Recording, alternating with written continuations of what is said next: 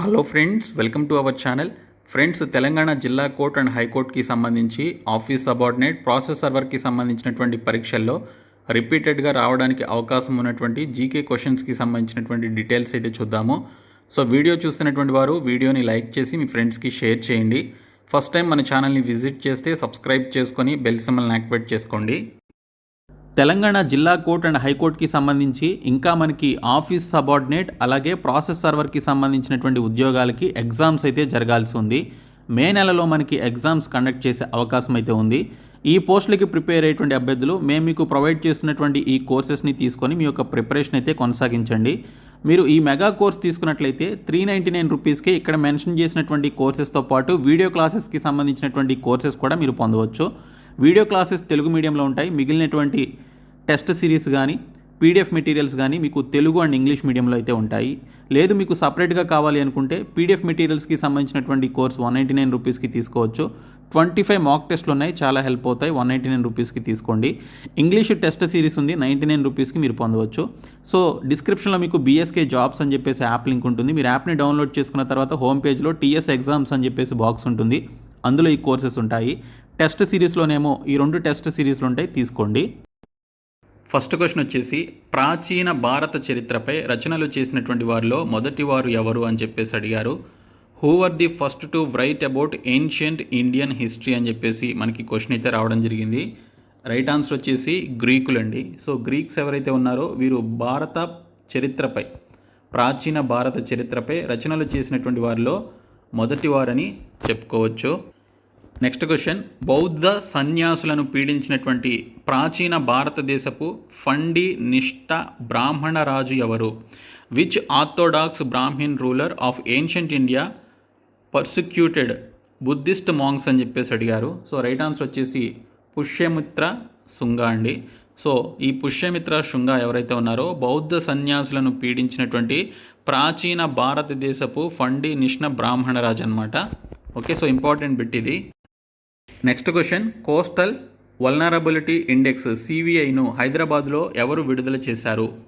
Who recently released the coastal vulnerability index CVI in Hyderabad అని చెప్పేసి ఒక క్వశ్చన్ అయితే వచ్చింది.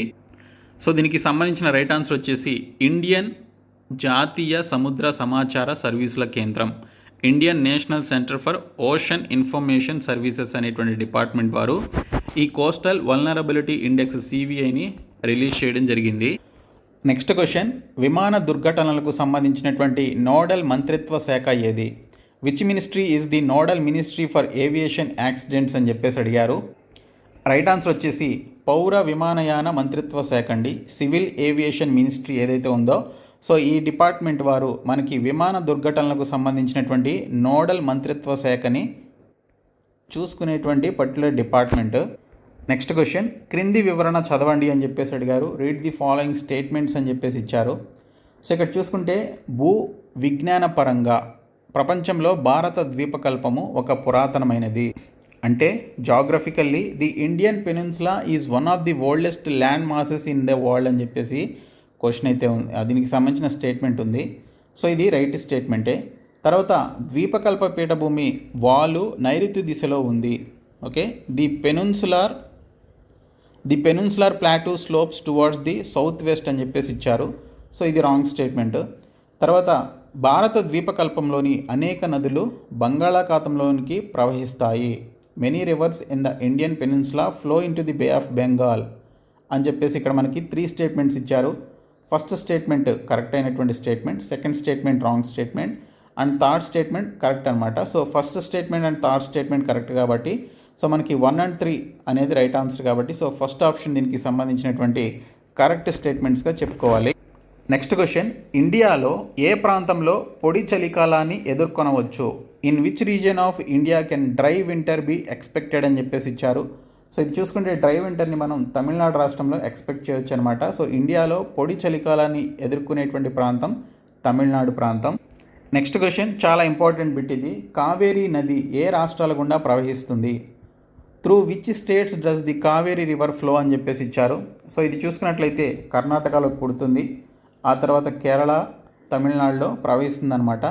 సో కేరళలో తక్కువ ప్రవహిస్తుంది, తమిళనాడులో ఎక్కువగా ప్రవహిస్తూ బంగాళాఖాతంలో కలుస్తుంది కాబట్టి ఈ 3 రాష్ట్రాల్లో ప్రవహించేటువంటి నది కావేరీ నది. నెక్స్ట్ క్వశ్చన్, థార్ ఎడారిలోని కొంత భాగాన్ని సారవంతమైనటువంటి భూమిగా మార్చింది ఏమిటి? Which canal made part of the Thar desert fertile అని చెప్పేసి ఇచ్చారు. సో థార్ ఎడారి అంటేనే అక్కడ ఎటువంటి పంటలు కానీ ఎటువంటి మొక్కలు కూడా మొలవనటువంటి ప్రాంతం అది. సో అలాంటి ప్రాంతాన్ని కొంతవరకు సారవంతమైనటువంటి భూమిగా మార్చినటువంటి కాలువ ఏది అని చెప్పేసి చూసుకుంటే ఇందిరాగాంధీ కాలువ అండి. సో ఇందిరాగాంధీ కాలువ ఆ థార్ డిజర్ట్ లోపలి వరకు కూడా కొంతవరకు ప్రవహిస్తూ ఉంటుందన్నమాట. సో ఆ వాటర్ తోటి కొంత దాన్ని ఫెర్టైల్ ల్యాండ్గా మార్చడం జరిగింది. సో థార్ ఎడారిలోని కొంత భాగాన్ని సారవంతమైనటువంటి భూమిగా మార్చింది Indira Gandhi canal, longest canal in India అనమాట. నెక్స్ట్ క్వశ్చన్, క్రింది దేశాల్లో ఏది పూర్తిగా ద్వీపాలతో ఏర్పడింది? Which of the following countries is entirely made up of islands అని చెప్పేసి ఇచ్చారు. ఇక్కడ ఇచ్చినటువంటి ఆప్షన్స్లో జపాన్ ఉంది, అలాగే మలేషియా, మొజాంబిక్, గ్రీస్ అని చెప్పేసి ఉంది.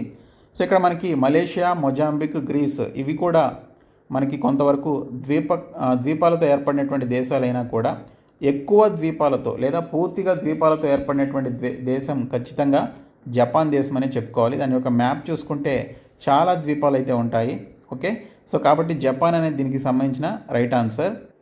నెక్స్ట్ క్వశ్చన్, ఏ రకపు భూమి తడిగా ఉన్నప్పుడు ఉప్పొంగి పొడిగా ఉన్నప్పుడు పగుళ్ళు ఏర్పడుతుంది? Which type of soil swells when wet and cracks when dry అని చెప్పేసి ఇచ్చారు. రైట్ ఆన్సర్ వచ్చేసి నల్లరేగడి భూమి అండి. సో బ్లాక్ కాటన్ సాయిల్ ఏదైతే ఉందో సో ఇది భూమి తడిగా ఉన్నప్పుడు ఉప్పొంగి పొడిగా ఉన్నప్పుడు పగుళ్ళు ఏర్పడుతుందన్నమాట. సో దీన్ని నల్లరేగడి నేల అని చెప్పేసి అంటారు. నెక్స్ట్ క్వశ్చన్, డాలీ అనేటువంటి క్లోనింగ్ చేయబడినటువంటి గొర్రె గురించి సరైనది ఏమిటి? Which of the following is true about the cloned sheep Dolly అని చెప్పేసి ఇచ్చారు. సో ఇక్కడ చూసుకుంటే మనకి కొన్ని స్టేట్మెంట్స్ అయితే ఇవ్వడం జరిగింది. సో ఇక్కడ స్టేట్మెంట్స్ ప్రకారం చూస్తే ఇది మొదట క్లోనింగ్ ప్రాణి మరియు ఇయాన్ విల్మిట్ అండ్ టీమ్ దీన్ని రూపొందించారు. It was the first cloned animal created by Ian Wilmut and his team అనేది దీనికి సంబంధించినటువంటి ఆన్సర్ అనమాట. సో ఇది రైట్ స్టేట్మెంటే. తర్వాత చూసుకున్నట్లయితే ఇది ఎడిన్బర్గ్లోని రోజ్లిన్ ఇన్స్టిట్యూట్లో రూపొందించబడింది. It was developed at the Roslin institute in Edinburgh అని చెప్పేసి ఇచ్చారు. సో ఇది రైట్ స్టేట్మెంటేనండి ఇది కూడా. ఓకే, తర్వాత థర్డ్ స్టేట్మెంట్ వచ్చేసి ఇది జూలై 5, 1996న జన్మించింది, ఫిబ్రవరి 14, 2013న మరణించింది అని చెప్పేసి ఇచ్చారు. సో ఇది రాంగ్ స్టేట్మెంట్ అనమాట. సో ఇచ్చినటువంటి first statement and second statements ఏవైతే ఉన్నాయో సో ఈ రెండు కూడా కరెక్ట్ కాబట్టి ఆప్షన్ బి దీనికి సంబంధించిన రైట్ ఆన్సర్. నెక్స్ట్ క్వశ్చన్, భారతదేశంతో వరుణ నౌకాదళ విన్యాసాల్లో పాల్గొన్నటువంటి దేశం ఏది? Which country participates in the Varuna naval exercise with India అని చెప్పేసి ఇచ్చారు. సో వరుణ అనేటువంటి యొక్క నౌకాదళ విన్యాసాల్లో అంటే నేవల్ ఎక్సర్సైజ్లో పార్టిసిపేట్ చేసినటువంటి కంట్రీ ఫ్రాన్స్ దేశం అండి. నెక్స్ట్ క్వశ్చన్, అగ్ని 5 క్షిపణికి సంబంధించినది ఏమిటి? Okay, so which statements about అగ్ని 5 మిసైల్ ఆర్ కరెక్ట్ అని చెప్పేసి ఇచ్చారు. సో ఇక్కడ చూసుకుంటే ఇది ఖండాంతర్గత బ్యాలిస్టిక్ క్షిపణి అండి, inter continental ballistic missile ICBM అని చెప్పేసి అంటారు. ఇది రైట్ స్టేట్మెంటే. తర్వాత ఇక్కడ చూసుకుంటే మనకి ఘన ఇంధనంతో నడిచేటువంటి బ్యాలిస్టిక్ క్షిపణి అని చెప్పేసి ఇచ్చారు. అంటే సాలిడ్ ఫ్యూయల్డ్ బ్యాలిస్టిక్ మిసైల్ అనేది దీనికి సంబంధించి ఇవ్వడం జరిగింది. సో ఇది కూడా రైట్ స్టేట్మెంటే. ఇంకా గగనతలం నుండి భూమిని లక్ష్యంగా చేసుకునేటువంటి క్షిపణి 8 గ్రౌండ్ మిసైల్ అని చెప్పేసి ఇచ్చారు. ఇది రాంగ్ స్టేట్మెంట్. ఇంకా 4 దశల క్షిపణి అని చెప్పేసి ఇచ్చారు. 4 స్టేజ్ మిసైల్ అని చెప్పేసి ఇచ్చారు. సో ఇది కూడా రాంగ్ స్టేట్మెంటే. సో మనకి రైట్ ఆన్సర్ వచ్చేసి A అండ్ B అండి. సో A అండ్ B ఏవైతే ఉన్నాయో ఫస్ట్ 2 స్టేట్మెంట్స్ ఈ రెండు కూడా మనకి correct statements. Next question, GSLV MK3కి సంబంధించి సరికాని అంశం ఏది?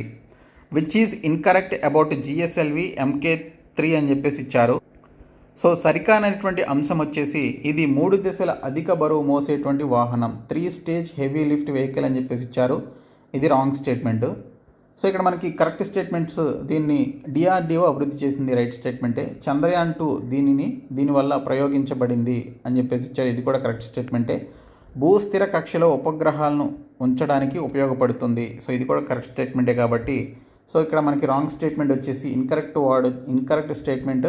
ఇది 3 దశల అధిక బరువు మోసేటువంటి వాహనం అనేది wrong statement. Next question, Cromwell charter ప్రకారం జాయింట్ స్టాక్ కంపెనీగా మారినటువంటి కంపెనీ ఏమిటి? Okay. Which company became a joint stock company under Cromwell's charter అని చెప్పేసి ఇచ్చారు. సో ఇది ఇంగ్లీష్ కంపెనీ అండి. సో ఇంగ్లీష్ కంపెనీ ఇక్కడ చూసుకుంటే క్రామ్వెల్ చార్టర్ ప్రకారం జాయింట్ స్టాక్ కంపెనీగా మారినటువంటి కంపెనీ అనమాట. నెక్స్ట్ క్వశ్చన్, పప్పు దినుసులు, నూనె గింజలు ఏ నెలల్లో అధికంగా పండుతాయి? In which soils are pulses and oil seeds predominantly grown అని చెప్పేసి ఇవ్వడం జరిగింది. సో ఏ నెలల్లో ఇవి బాగా పండుతాయంటే రెడ్ సాయిల్స్లో, ఎర్ర నేలల్లో ఎక్కువగా పండుతాయి అన్నమాట. నెక్స్ట్ క్వశ్చన్, హిమాలయ రాజ్యం అని ఏ దేశానికి పేరు? Which country is known as the Himalayan Kingdom అని చెప్పేసి ఇచ్చారు. సో నేపాల్ని హిమాలయ రాజ్యం అని చెప్పేసి పిలుస్తారు. సో హిమాలయన్ కింగ్డమ్ అని చెప్పేసి పిలవడం జరుగుతుంది. So Nepal is the right answer. Next question, 1857 సిపాయిల తిరుగుబాటుకు తుది కారకంగా ఏమి చెప్పబడుతుంది? What is considered the immediate cause of the 1857 sepoy mutiny అని చెప్పేసి ఇచ్చారు. సో దాని యొక్క ముఖ్య కారణం ఏంటంటే గ్రీజ్డ్ కార్ట్రిడ్జ్ ఇన్సిడెంట్ అండి. గ్రీజ్డ్ కార్ట్రిడ్జ్ అనేటువంటి ఇన్సిడెంట్ వల్ల ఈ 1857 సిపాయిల తిరుగుబాటు అయితే జరిగింది. నెక్స్ట్ క్వశ్చన్, బ్రిటిష్ ప్రభుత్వానికి మొట్టమొదటి చట్టపరమైనటువంటి ప్రతిఘటన ఏది? What was the first legal resistance against British rule అని చెప్పేసి ఇచ్చారు. ఇది సిపాయిల తిరుగుబాటు అండి. సో సిపాయిస్ మ్యూటినీ ఏదైతే ఉందో ఇది బ్రిటిష్ ప్రభుత్వానికి మొదటి చట్టపరమైనటువంటి ప్రతిఘటనగా చెప్తారు. నెక్స్ట్ క్వశ్చన్, భారతదేశ తొలి మహిళా గవర్నర్ ఎవరు? Who was the first women governor of India అని చెప్పేసి ఇచ్చారు. సరోజినీ నాయుడు అండి. సో సరోజినీ నాయుడు గారు భారతదేశ తొలి మహిళా గవర్నర్ అనమాట. నెక్స్ట్ క్వశ్చన్, భారత జాతీయ కాంగ్రెస్ తొలి అధ్యక్షుడు ఎవరు? Who was the first president of the Indian national Congress అని చెప్పేసి ఇచ్చారు. సో మీ అందరికీ తెలుసు, డబ్ల్యూసి బెనర్జీ అండి. నెక్స్ట్ క్వశ్చన్, భారత రాజ్యాంగం ఏ సంవత్సరంలో అమల్లోకి వచ్చింది? In which year did the Indian constitution came in to force అని చెప్పేసి ఇచ్చారు. 1950 సంవత్సరంలో భారత రాజ్యాంగం అమల్లోకి వచ్చింది. సో ఇవి కొన్ని ఇంపార్టెంట్ బిట్స్. సో మేము మీకు ప్రొవైడ్ చేస్తున్నటువంటి 199 రూపీస్ పీడిఎఫ్ కోర్సు, అలాగే 199 రూపీస్ మాక్ టెస్ట్లకి సంబంధించినటువంటి కోర్సెస్ అయితే తీసుకోండి. దీనితో పాటు 99 rupees English mega test series కూడా లాంచ్ చేశాం. So process server and office subordinate పోస్టులకి ప్రిపేర్ అయ్యేటువంటి వారు ఖచ్చితంగా ఈ కోర్సెస్ అయితే తీసుకోండి. డిస్క్రిప్షన్లో యాప్ లింక్ ఉంటుంది, చూడండి. Thank you.